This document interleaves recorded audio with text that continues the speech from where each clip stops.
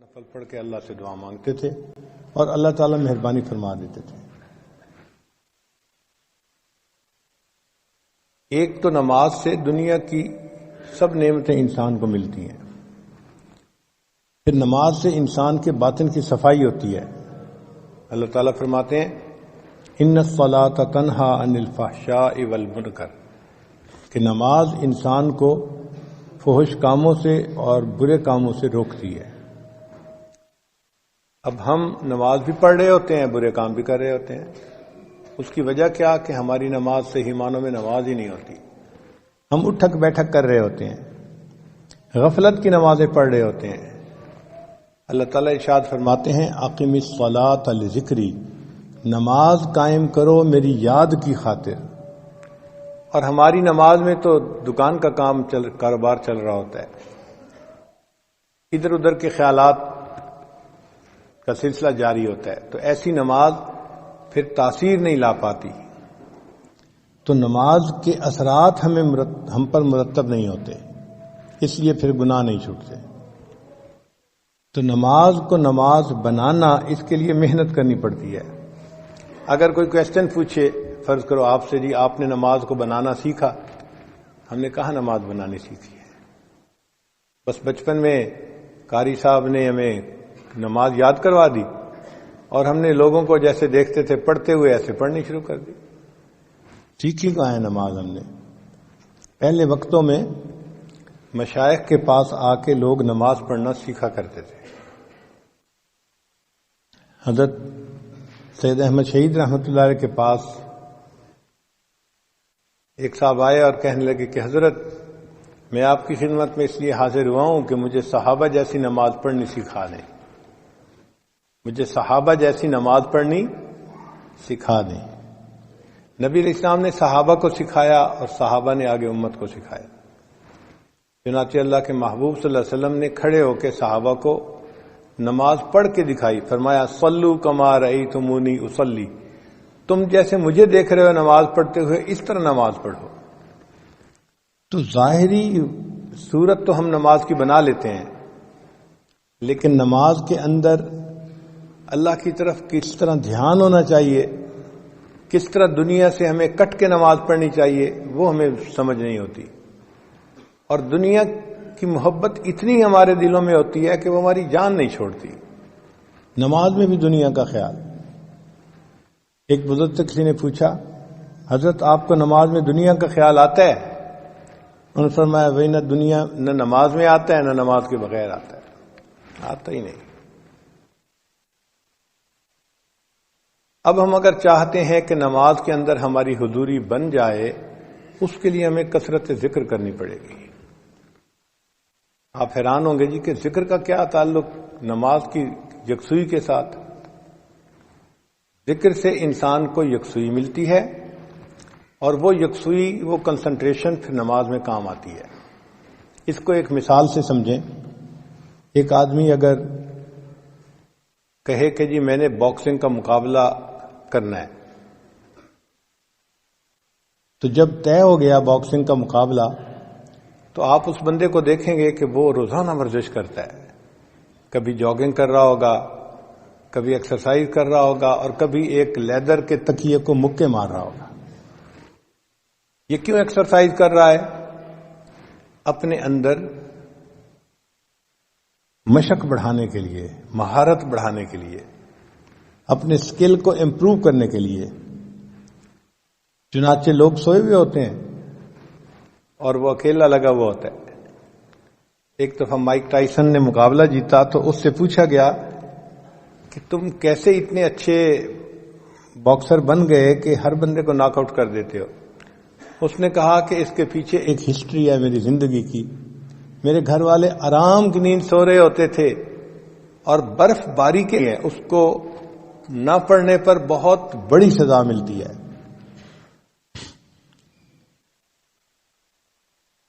اس میں اختیار نہیں ہے بندے کا کہ جی کوئی پڑھے یا کوئی نہ پڑھے، نہیں، وہ ہر ایک کو پڑھنے ہیں، چاہے کوئی عام آدمی ہے، کوئی ولی ہے، کوئی صحابی ہے، سب کو پڑھنے ہیں۔ تو فرض کہتے ہیں لازم جو ہوتی ہیں چیزیں، البتہ اس کے بعد کچھ اور بھی نمازیں ہوتی ہیں جن کو ہم سنت کہتے ہیں، وہ نبی علیہ الصلوۃ والسلام نے پڑھی ہیں، اور نبی علیہ الصلوۃ والسلام سے محبت کا تقاضا یہ ہے کہ ہم بھی ان کو پڑھیں، ان کا اجر بھی بہت۔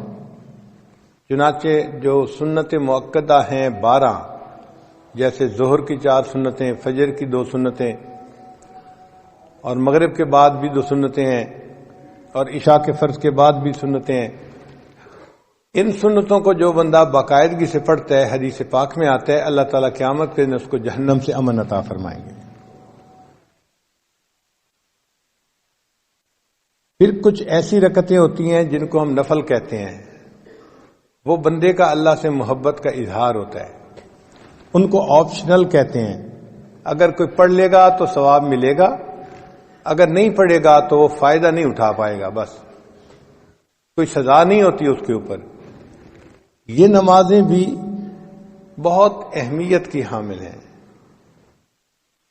آج کل کے دور میں طبیعتوں میں سستی اتنی آ گئی ہے کہ نوجوان بس فرض پڑھتے ہیں یا مشکل سے سنت نماز پڑھی اور پھر مسجد سے چلے جاتے ہیں۔ وقت بھی ہوتا ہے، کوئی ڈنڈا لے کے سر پہ نہیں کھڑا ہوتا کہ بھئی نکلو یہاں سے، وقت بھی ہوتا ہے، مگر طبیعت کے اندر نفل پڑھنے کا شوق نہیں ہوتا۔ یہ افسوس کی بات ہے۔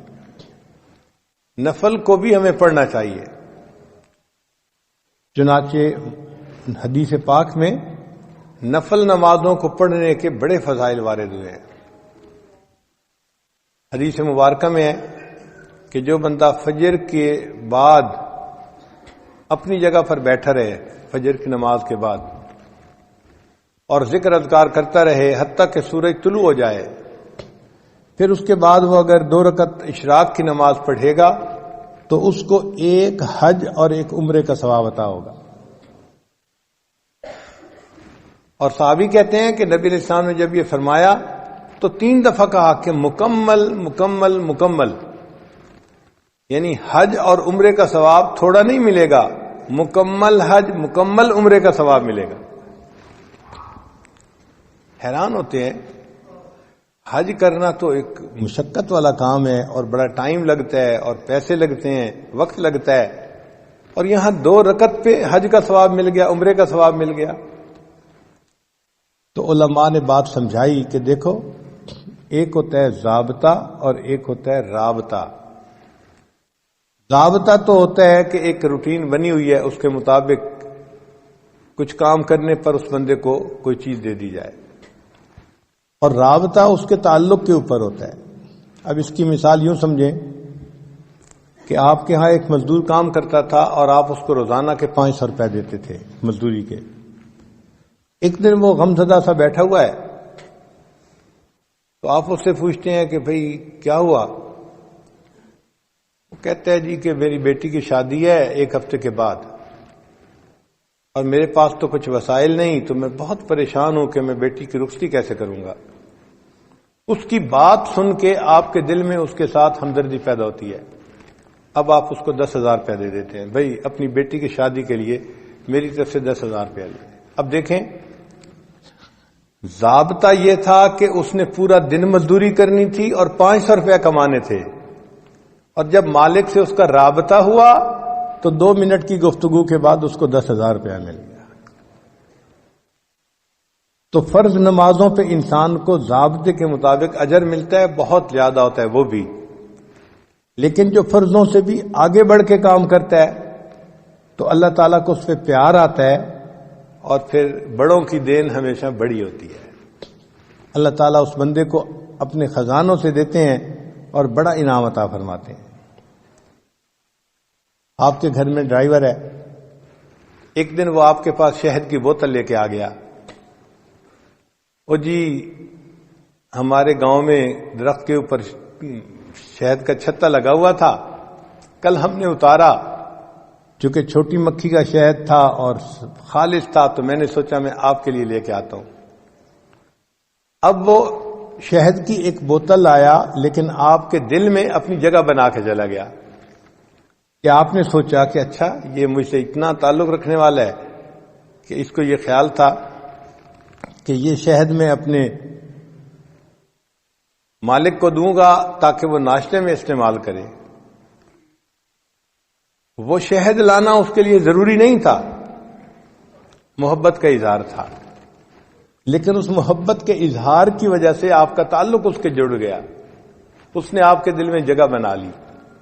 اسی طرح نوافل آپشنل ہوتے ہیں، لیکن جب انسان نوافل ادا کرتا ہے تو اللہ تعالیٰ کے ہاں اس بندے کی جگہ بن جاتی ہے، اللہ تعالیٰ اس بندے سے محبت فرماتے ہیں. چنانچہ احادیث میں لکھا ہے کہ نوافل کے فضائل میں سے ایک یہ بھی ہے کہ قیامت کے دن اللہ تعالیٰ بندے کی نماز کو چیک کریں گے، دیکھیں گے، اور اگر نماز میں کوئی کمی ہوگی، کوتاہی ہوگی، تو اللہ تعالیٰ فرشتوں کو فرمائیں گے میرے اس بندے کے نام اعمال میں نوافل کو دیکھو، اگر نفل موجود ہیں تو ان کو فرضوں کی جگہ قبول کر لو. سبحان اللہ، ہمارے نوافل ہمارے فرضوں کی کمی کو پورا کر دیں گے. تو یہ کتنا بڑا اللہ کا فضل ہے اور کرم ہے کہ ان کو ہم باقاعدگی سے اگر پڑھیں تو اللہ تعالیٰ اس کے بدلے ہمارے فرائض کے حساب کو آسان کر دیں گے.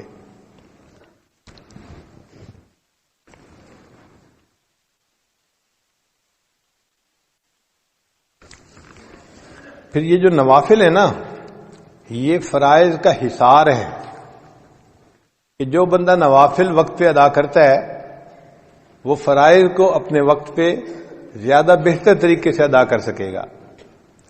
اور اگر نوافل میں سستی کرے گا تو وقت کے ساتھ ساتھ سنن پر عمل کرنے میں سستی کرے گا، اور جو سنن پر سستی کرنے میں عمل کرے گا اللہ تعالیٰ اس کو فرائض سے محروم فرما دیں گے، اور جو فرائض سے محروم ہو گیا وہ انسان بدبخت اور شقی بن جائے گا. تو نوافل حصار ہیں انسان کے فرائض کا. اور ہم دیکھتے بھی ہیں بعض نوجوان بچے باہر ملکوں میں، عرب ملکوں میں خاص طور پر، ان کو صرف نماز کے فرائض پڑھنے کی عادت ہوتی ہے.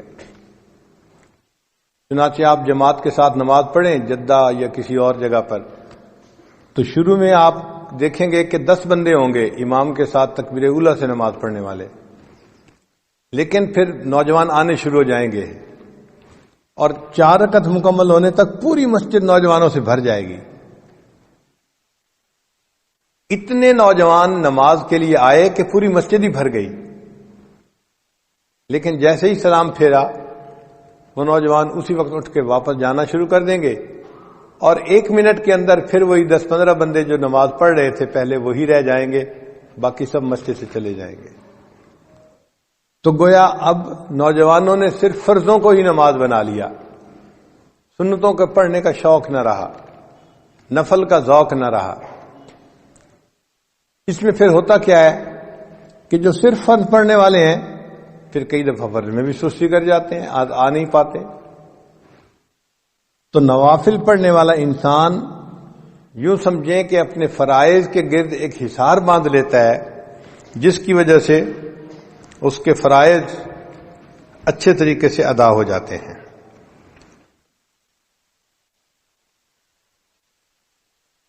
حدیث مبارکہ میں ہمارے عمار ابن یاسر رضی اللہ تعالیٰ عنہ فرماتے ہیں کہ نبی علیہ السلام نے ارشاد فرمایا کہ جو بندہ نفل پڑھے گا اللہ تعالیٰ اس کے سب گناہوں کو معاف فرما دیں گے، اگرچہ وہ سمندر کی جھاگ کے برابر کیوں نہ ہو. تو نوافل کے ادا کرنے پر سمندر کی جھاگ کے برابر بھی گناہ ہوں گے، اللہ ان گناہوں کو معاف فرما دیں گے. تو سعادت ہے جس بندے کو نفل پڑھنے کی توفیق نصیب ہو جائے.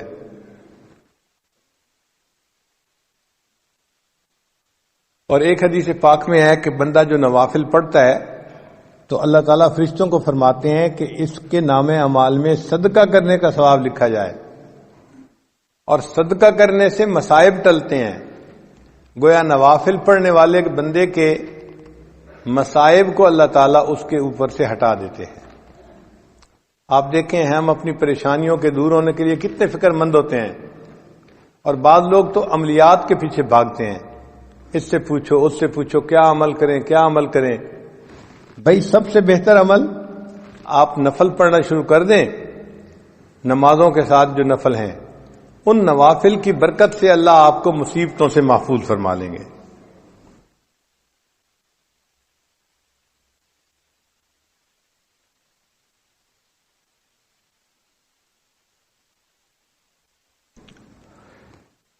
حضرت جابر رضی اللہ عنہ روایت کرتے ہیں کہ نبی علیہ السلام نے ارشاد فرمایا کہ جو لوگ دنیا میں نوافل ادا کرنے والے ہوں گے ان نوافل کے بدلے قیامت کے دن ان بندوں کو نور عطا کیا جائے گا.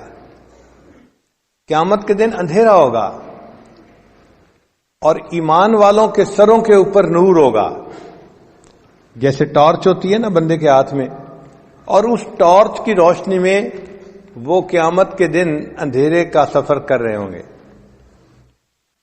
اس وقت منافق ان کو کہیں گے کہ ذرا ہماری طرف بھی توجہ کیجیے, ہم آپ کے نور سے فائدہ اٹھا لیں. قیل ارجعوا وراءکم فالتمسوا نورا, ان کو کہا جائے گا واپس دنیا میں جاؤ, یہ نور تو دنیا میں ملا کرتا تھا, اب یہاں نہیں ملے گا. ہر بندے کو اس کا نور کام آئے گا. تو یہ نوافل قیامت کے دن ہمارے لیے نور ہوں گے. اب ایک بندے کے ہاتھ میں سیل فون کی روشنی ہے, ایک کے ہاتھ میں بیٹری کی روشنی ہے, اور ایک کے ہاتھ میں بلب کی روشنی ہے. تو بلب والا زیادہ خوش ہوگا کہ میری روشنی میرے لیے بہت کافی بھی ہے اور دوسروں کو بھی فائدہ پہنچا رہی ہے. تو جن لوگوں کے ایمان کا نور قیامت کے دن زیادہ ہوگا وہ قیامت کے دن خوش لوگ ہوں گے, خوشی کا اظہار کرنے والے لوگ ہوں گے.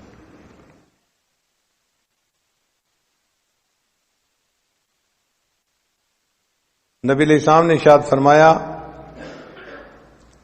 کہ جس بندے نے فجر کی نماز پڑھی اور پھر وہ سورج کے طلوع ہونے تک مسجد میں بیٹھا رہا, پھر اس نے فصلی رکعتین 2 رکعتیں نماز ادا کی, اللہ تعالی جہنم کی آگ اس پر حرام فرما دیں گے.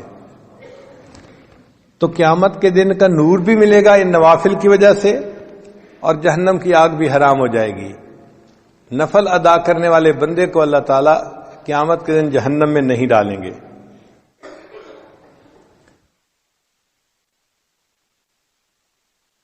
ربیہ بنت کعب رضی اللہ تعالیٰ عنہ فرماتے ہیں کہ میں نبی علیہ السلام کے ساتھ تھا تو اللہ کے حبیب صلی اللہ علیہ وسلم نے فرمایا کہ جو بندہ نفل ادا کرنے والا ہوگا اللہ تعالیٰ اس کو قیامت کے دن میری رفاقت عطا فرمائیں گے. آپ ذرا سوچئے یہ کتنا بڑا انعام ہے کہ ان نوافل کے ادا کرنے پر اللہ تعالیٰ قیامت کے دن نبی علیہ السلام کی رفاقت ادا فرمائیں.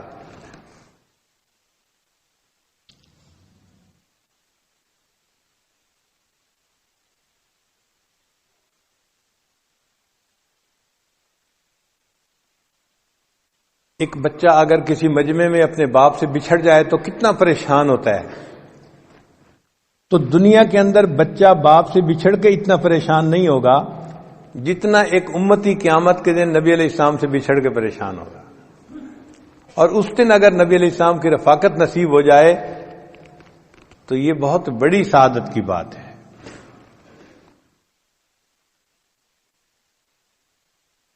اور جو بندہ نوافل ادا کرتا ہے اس کو اللہ تعالیٰ کا قرب نصیب ہو جاتا ہے.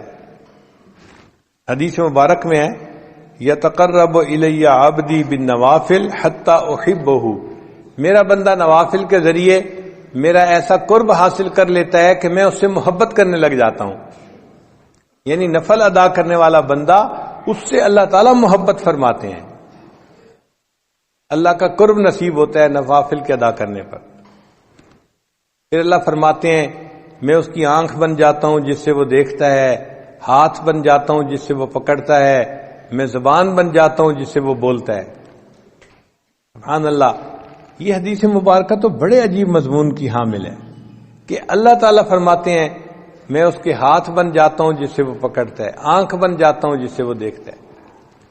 محدثین نے اس کے معنی یہ لکھے ہیں کہ یہ جو جسم کے اعضاء ہیں یہ انسان کے معاون ہوتے ہیں.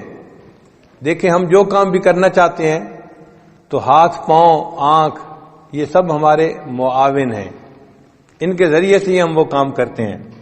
تو جب اللہ تعالیٰ نے فرمایا کہ میں اس کی آنکھ بن جاتا ہوں، ہاتھ بن جاتا ہوں، اس کا ایک معنی تو یہ ہے کہ اللہ تعالیٰ اس کے کاموں میں اس کے معاون بن جاتے ہیں، اور دوسرا معنی یہ ہے کہ انسان کے اعضاء اس کے محافظ بھی ہوتے ہیں۔ اگر کوئی آدمی آپ کی طرف پتھر پھینکتا ہے فرض کرو، تو آپ اپنے ہاتھوں سے اس کو کیچ کر لیتے ہیں، لگنے نہیں دیتے، روک لیتے ہیں۔ آپ کو کسی جگہ خطرہ ہو تو آپ بھاگتے ہیں وہاں سے بچنے کے لیے۔ تو اعضاء بندے کے محافظ بھی ہوتے ہیں۔ تو جب اللہ تعالیٰ بندے کے اعضاء کا ذکر فرما رہے ہیں تو محدثین نے کہا اس کا معنی یہ کہ اللہ تعالیٰ بندے کے محافظ بن جاتے ہیں اور اس بندے کی ہر برائی سے حفاظت فرماتے ہیں۔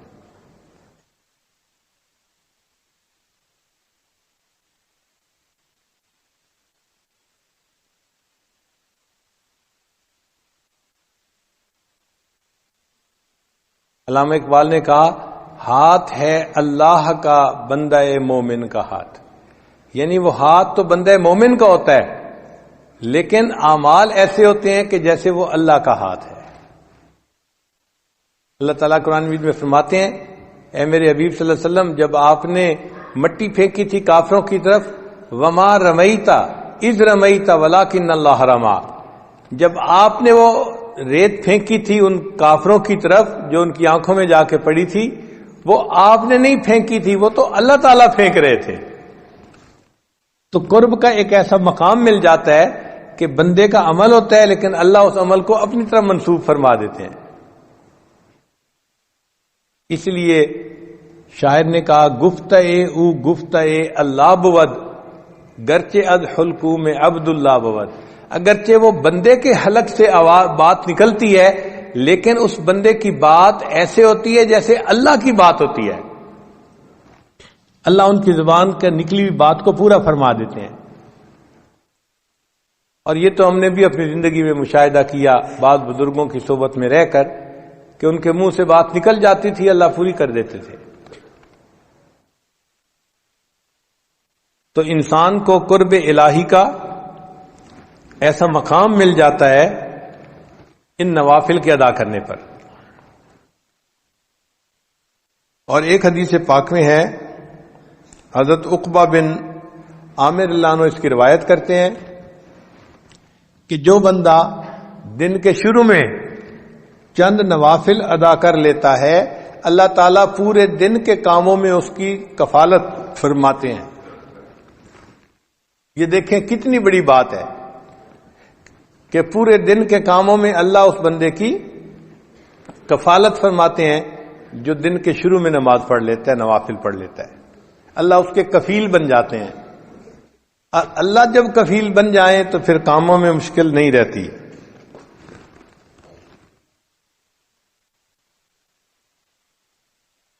اور ایک حدیث قدسی ہے، امید ہے آپ اس کو دل کے کانوں سے سنیں گے۔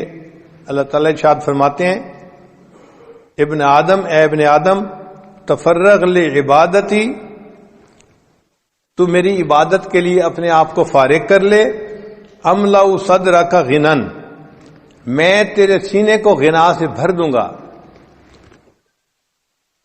واسد فقرک، اور میں تیرے فقر تنگ دستی کے راستے کو بند کر دوں گا، یعنی نہ تجھے تنگ دستی آئے گی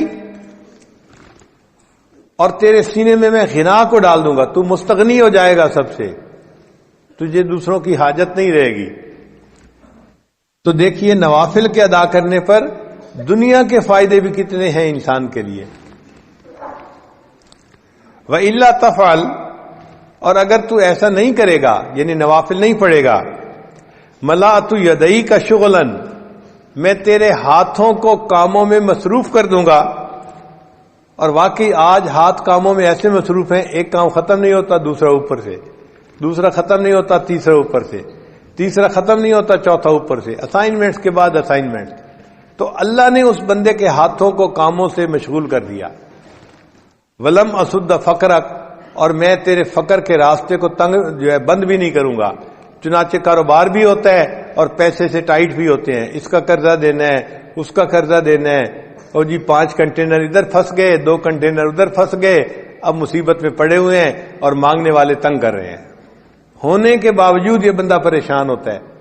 اللہ اس کے تنگ دستی کے راستے کو بند نہیں کرتے. تو نوافل پڑھنے کا دیکھو یہ کتنا بڑا اجر ہے کہ اللہ تعالیٰ بندے کو غنا عطا فرما دیتے ہیں دل کا، اور دوسرا فقر کے راستے کو اللہ اس کے لیے بند کر دیتے ہیں.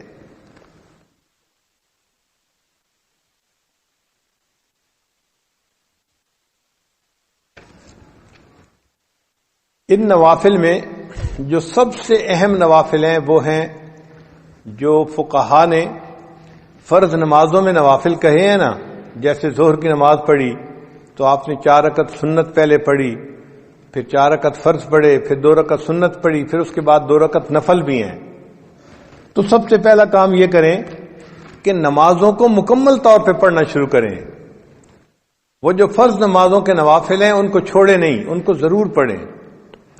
اسی طرح مغرب کی نماز پڑھی تو 3 فرض پڑھے، 2 رکعت سنت پڑھی، پھر اس کے بعد 2 رکعت نفل بھی ہیں. نوجوان وہ نفل چھوڑ دیتے ہیں، وہ نہیں چھوڑنے، ان کو باقاعدگی سے پڑھنا شروع کر دیں. اس پہ کوئی زیادہ وقت نہیں لگتا، عادت کی بات ہوتی ہے. جن کو عادت ہوتی ہے وہ پڑھ لیتے ہیں، جن کو عادت نہیں ہوتی وہ چھوڑ دیتے ہیں. اسی طرح عشاء کے بعد آپ نے فرض پڑھے، پھر 2 رکعت سنت پڑھی، پھر اس کے بعد 2 رکعت نفل ہیں، پھر وتر کی نماز ہے اور وتر کے آخر پہ پھر 2 رکعت نفل ہیں.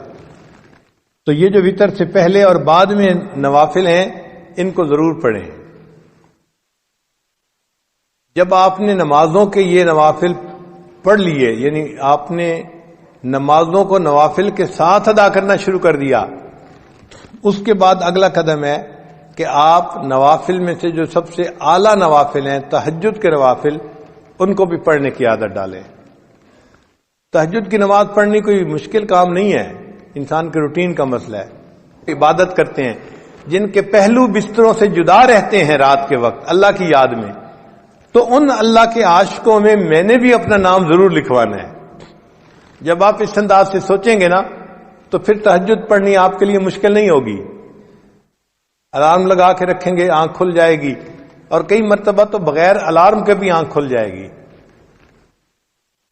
تو ایک دل میں حسرت ہو کہ اے اللہ، ہر رات آپ کے جو عاشقوں کی فہرست بنتی ہے، کاش کہ میں ہر رات ان میں اپنا نام ضرور درج کروا دوں.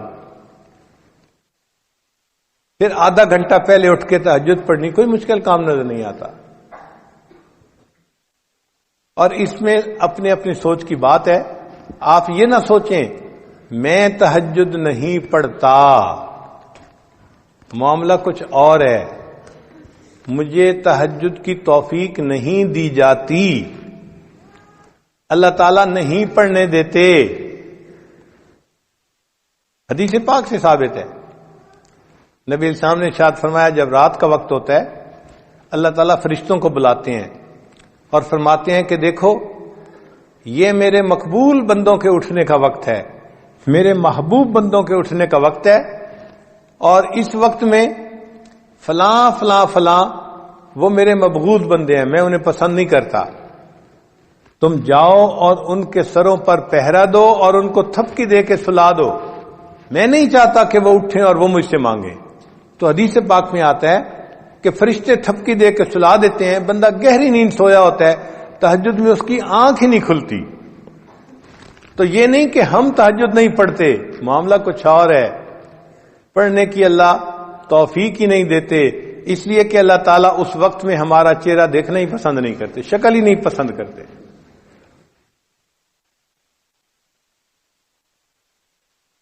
پھر اللہ تعالیٰ فرشتوں کے دوسرے گروپ کو کہتے ہیں کہ دیکھو فلاں فلاں فلاں میرے نیک بندے ہیں، تم جاؤ اور ان کو پر مار کے جگا دو تاکہ یہ اٹھے تہجد پڑھیں اور میں ان کی جھولیوں کو انعام سے بھر دوں.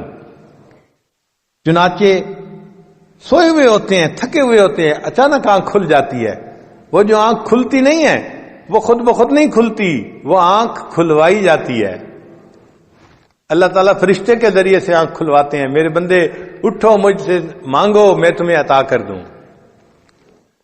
پھر اللہ تعالیٰ تیسرے گروپ کو کہتے ہیں فرشتوں کے کہ جاؤ اور میرے فلاں فلاں بندے وہ میرے مقربین ہیں، ان کی صرف کروٹ بدل دو، وہ سارا دن دین کا کام کرتے رہے، ان کا جسم تھکے ہوئے ہیں، بس ان کی کروٹ بدل دو. اگر وہ چاہیں گے تو وہ اٹھ کے تہجد پڑھ لیں گے، اور اگر وہ چاہیں گے تو وہ سوئے رہیں گے. میں ان کے تہجد پڑھنے پہ بھی راضی ہوں، میں ان کے سونے پہ بھی راضی ہوں. یہ وہ لوگ ہوتے ہیں کہ جن کی نیند ان کے لیے عبادت بن جایا کرتی ہے. تو یہ 3 طرح کے گروپ رات کے وقت جو ہے آتے ہیں اور بندوں کو جگاتے ہیں، یا کروٹ بدلتے ہیں، یا بندوں کو سلا دیتے ہیں. تو معاملہ ہمارے اختیار میں نہیں ہے، اللہ کے اختیار میں ہے. اس لیے ہم اللہ سے توفیق مانگیں کہ اے اللہ ہمیں رات کی اس عبادت سے محروم نہ فرما دیجیے. اور جس دن آپ کو تہجد نہ ملے، غم ہونا چاہیے، فکر ہونی چاہیے کہ آج کون سا گناہ مجھ سے سرزد ہو گیا جس کی وجہ سے میں تہجد سے محروم کر دیا گیا. فکر ہوگی تو تہجد کی توفیق بھی نصیب ہوگی. آج بھی دنیا میں ایسے لوگ ہیں سالوں ان کی تہجد قضا نہیں ہوتی. ہمارے حضرت مرشد عالم رحمت اللہ علیہ فرمایا کرتے تھے کہ تہجد کے وقت اتنا نور برستا ہے کہ دیہاتی عورتیں جو اس وقت اٹھ کر لسی بناتی ہیں اپنے گھروں میں، وہ بھی تہجد کے انوارات سے محروم نہیں رہتی. تو جو عورتیں لسی بلوتی ہیں، اگر وہ تہجد کے انوارات سے محروم نہیں رہتی تو جو اٹھ کے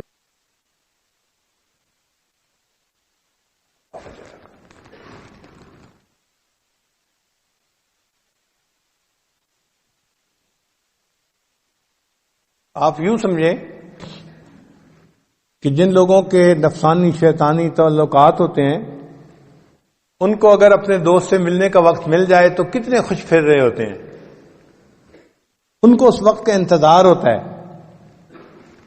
اگر یہ دنیا کے اس قسم کے تعلقات میں ان کی یہ حالت ہے تو جن کو اللہ سے محبت ہے پھر ان کو بھی دن میں 5 مرتبہ اپنے محبوب سے ملاقات کا انتظار ہوتا ہے. وہ فجر پڑھتے ہیں، ظہر کا انتظار شروع، ظہر پڑھتے ہیں تو پھر عصر کا انتظار شروع، عصر پڑھتے ہیں تو مغرب کا، مغرب پڑھتے ہیں تو عشاء کا.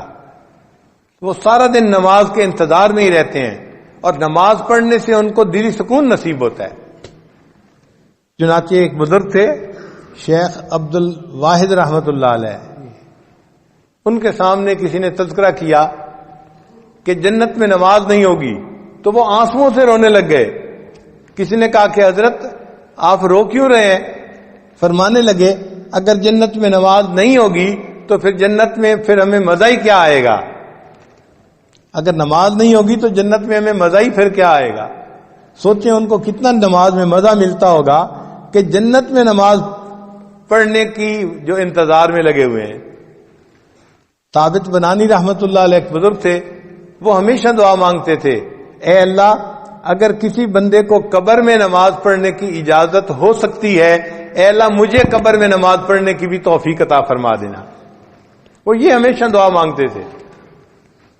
ایک صاحب کہتے ہیں کہ میں ثابت بنانی کے تدفین میں شامل تھا. جب دفن کر کے ہٹے تو کہنے لگے کہ میں آخری بندہ تھا جو قبر کے پاس کھڑا تھا. ایک اینٹ اپنی جگہ سے ہٹ گئی تو میں نے سوچا کہ میں اس اینٹ کو ذرا ٹھیک کر دیتا ہوں.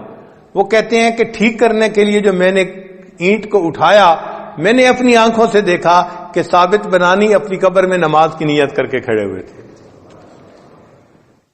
تو دیکھیے لوگ تو قبر میں نماز پڑھنے کی دعائیں مانگتے ہیں اور ہم سے دنیا کی 5 نمازیں نہیں پڑھی جاتی، اور اگر پڑھتے بھی ہیں تو پھر نوافل چھوڑ دیتے ہیں.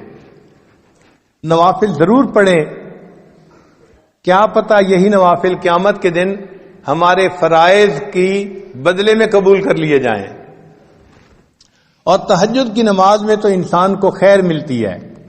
جو بندہ اللہ سے خیر لینا چاہے وہ تہجد کے وقت اٹھے اور اللہ سے مانگے، اللہ جھولیاں بھر دیتے ہیں. حدیث پاک میں ہے اللہ تعالیٰ فرماتے ہیں حل من سائل فاعطی علی، ہے کوئی سوال کرنے والا کہ جسے میں عطا کروں. جب بادشاہ اعلان کروا رہا ہے کوئی مانگنے والا جسے عطا کیا جائے، اور مانگنے والے سوئے پڑے ہوتے ہیں تو ان کو کیسے ملے گا. تو تہجد کے وقت میں چاہے آپ 15 منٹ پہلے اٹھیں، آدھا گھنٹہ پہلے اٹھیں، اٹھ کے 4 رکعت پڑھ کے اللہ سے مانگنے والوں کی فہرست میں اپنا نام ضرور لکھوائیں. فقیروں کی فہرست میں اپنا نام ضرور شامل کر لیں. جب عشق سکھاتا ہے آداب سحرگاہی، جب عشق سکھاتا ہے آداب سحرگاہی، کھلتے ہیں غلاموں پر انداز شہنشاہی. عطار ہو رومی ہو راضی ہو غزالی ہو، کچھ ہاتھ نہیں آتا بے آہ سحرگاہی. کوئی بھی ہو جب تک تہجد کا پابند نہیں بنے گا اس کو اللہ تعالیٰ کے وہ معارف نصیب نہیں ہوں گے. تو اگر وہ معارف حاصل کرنا چاہتے ہیں تو ہمیں اپنی تہجد کی نماز کو پکا کرنا پڑے گا. مرد بھی نماز کو پابندی سے پڑھیں، عورتیں بھی نماز کو پابندی سے پڑھیں.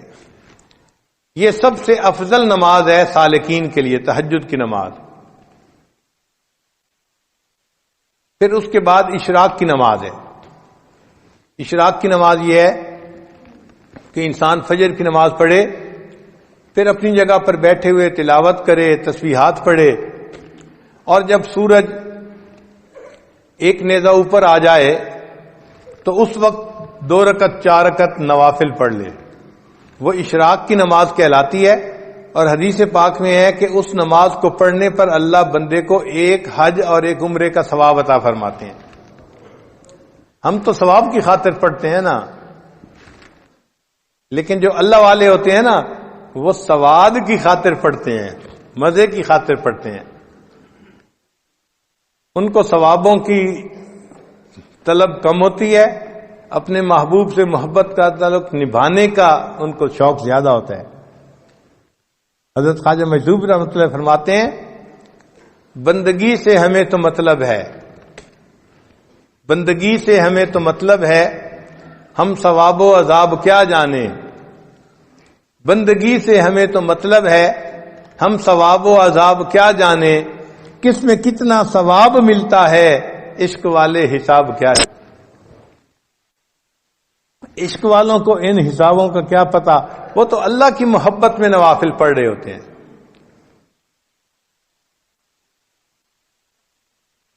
اگر اشراق کے نوافل پڑھنے کی عادت پڑ جائے تو پھر اس کے بعد صلاۃ الضحیٰ، جس کو چاشت کی نماز کہتے ہیں، یہ دن کے 9 بجے جب سورج اتنا اوپر آ جاتا ہے کہ زمین گرم ہوتی ہے، ننگا پاؤں رکھنے سے پاؤں جلنے شروع ہو جاتے ہیں، اس وقت سے یہ ٹائم شروع ہوتا ہے اور پھر زوال سے 1 گھنٹہ پہلے تک یہ رہتا ہے. اس کو صلاۃ چاشت کہتے ہیں. یہ اگر 2 رکعت بھی پڑھ لیں تو بہت اچھا، ورنہ 12 رکعت تک پڑھ سکتے ہیں. اس میں اللہ نے روزی کی برکت رکھی ہوئی ہے. چنانچہ جو بندہ چاشت کی نماز پڑھتا ہے اللہ تعالیٰ اس کو برکت والی روزی عطا فرما دیتے ہیں. اب بہت سارے لوگ اپنے دفتروں کی وجہ سے یہ لمبی نماز تو نہیں پڑھ سکتے، مگر کم از کم 2 رکعت تو پڑھنی چاہیے، انٹری تو ہو جانی چاہیے. بلکہ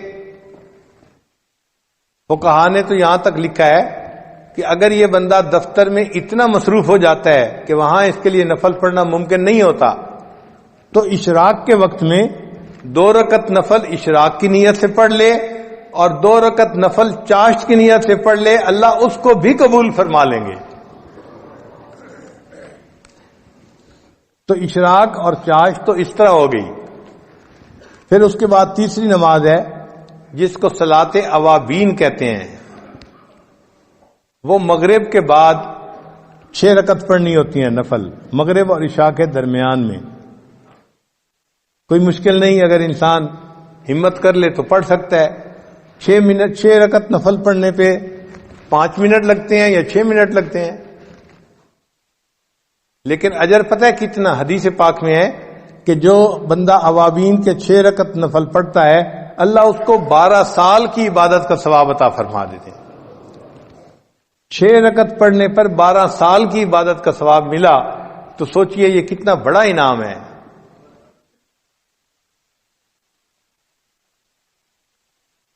جو لوگ حفاظ ہیں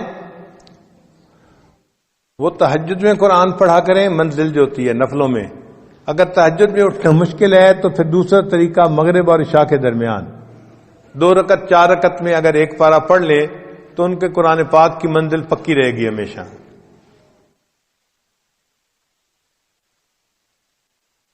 اور رات کی نماز کو تہجد کی نماز کہتے ہیں. تو گویا 5 فرض نمازیں ہوئیں اور 4 نفل نمازیں ہوئیں، اشراق، چاشت، اوابین، تہجد. تو جیسے عام لوگ 5 فرض نمازوں کا اہتمام کرتے ہیں، جو سالکین ہوتے ہیں ان کو 9 نمازوں کا ایسے اہتمام کرنا چاہیے. ان کے لیے یہ 4 نمازیں بھی محبت کی بنا پہ فرض کی مانند ہوتی ہیں نفل نمازیں، لیکن محبت کے میدان میں وہ اس طرح اس کو ادا کرتے ہیں جیسے فرض ہوتا ہے. پھر اس کے بعد بھی کچھ نمازیں ہیں. انسان جب وضو کرتا ہے تو تحیت الوضو 2 رکعت نفل پڑھنے وہ بھی مسنون ہے. مسجد میں داخل ہوتا ہے تو 2 رکعت تحیت المسجد پڑھنا یہ بھی مسنون ہے. تو ان نمازوں کو بھی پڑھنا چاہیے. جب موقع ملے تحیت الوضو پڑھیے، تحیت المسجد پڑھ لیجئے. پھر اگر انسان سے کوئی غلطی ہو گئی تو صلاۃ التوبہ 2 رکعت توبہ کے پڑھنا یہ بھی حدیث سے ثابت ہے. پھر اگر اللہ نے کوئی نعمت عطا فرما دی تو 2 رکعت شکرانے کے ادا کرنا یہ بھی حدیث پاک سے ثابت ہے. ان نمازوں کو جتنا آپ پڑھ سکتے ہیں اتنا پڑھیں، ان کا اجر ملے گا، اس کے بدلے فرض قبول ہو جائیں گے. اور قیامت کے دن اللہ تعالیٰ بندے کو نبی علیہ السلام کی رفاقت عطا فرمائیں گے اور اونچا مرتبہ عطا فرمائیں گے.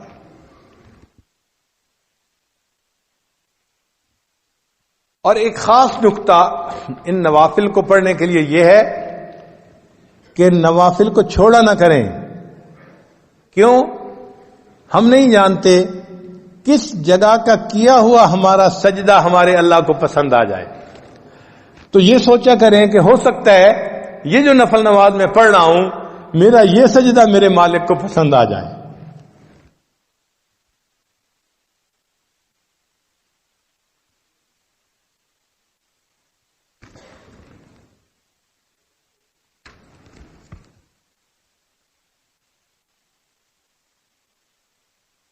علامہ اقبال نے کہا واقف ہو اگر لذت بیداری شب سے، واقف ہو اگر لذت بیداری شب سے، اونچی ہے ثریا سے بھی یہ خاک پر اسرار. یعنی یہ خاک کی مٹھی انسان جو ہے یہ ثریا سے بھی اونچا چلا جاتا ہے. اللہ تعالی ہمیں بھی بیداری شب کی لذت عطا فرمائے. تیری محفل بھی گئی، چاہنے والے بھی گئے، شب کی آہیں بھی گئیں، صبح کے نالے بھی گئے. ایک وقت تھا کہ نوجوان رات کے آخری پہر میں اٹھتا تھا، اللہ کی محبت میں آہیں بھرتا تھا اور اللہ کے سامنے اپنی فریاد بیان کرتا تھا. آج راتوں کو اٹھنے والے بہت تھوڑے ہو گئے. اس قحط الرجال کے دور میں دلوں میں یہ نیتیں کیجئے کہ ہم ان نوافل کو باقاعدگی سے پڑھیں گے اور تہجد کو پابندی کے ساتھ پڑھیں گے اور اللہ کی عبادت کریں گے، اپنے اللہ کو منانے کی کوشش کریں گے. اللہ تعالی ہمارے معاملات کو ٹھیک کر دے اور ہمیں اللہ تعالی اپنے مقبول بندوں میں شامل فرمائے. وآخر دعوانا ان الحمد للہ رب العالمین.